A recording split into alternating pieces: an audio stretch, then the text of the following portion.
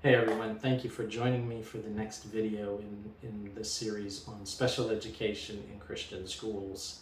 I hope at the end of this series you're able to take some information from these videos and use it for your Christian school to implement a special education program.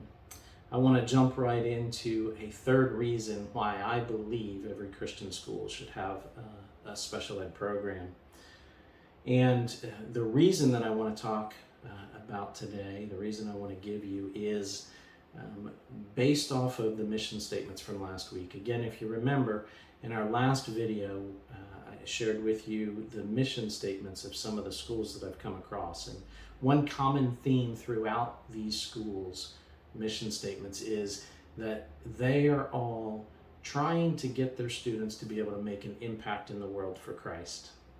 Well, if that's a true goal, and I believe Christian schools want that for their students, then one of the things that needs to be considered is how can we make an impact for the world, especially through the lives of students with special needs and families impacted by special needs. And so what do we need to do to understand what that is? And we look to Scripture and we see how Christ himself addressed those and dealt with those that were physically limited or ill or mentally limited. And he didn't turn them away. He didn't exclude them. He loved on them. He showed kindness and compassion on them.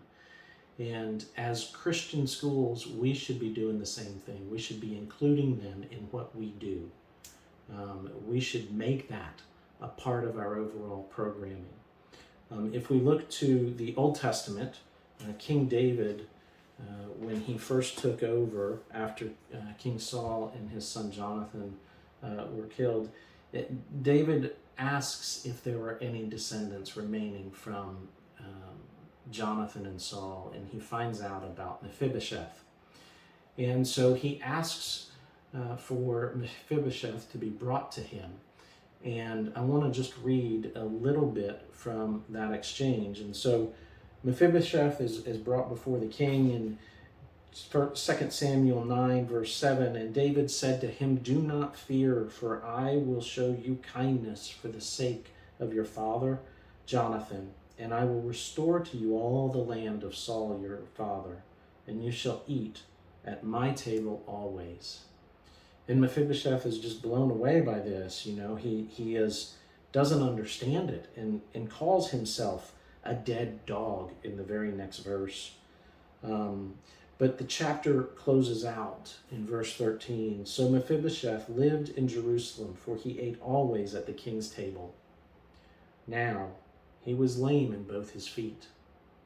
So if we want our students and our schools to make an impact for Christ, we should take on and learn from King David.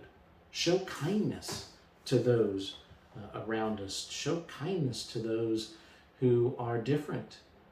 We can exchange, he was lame in his feet, with any number of special needs.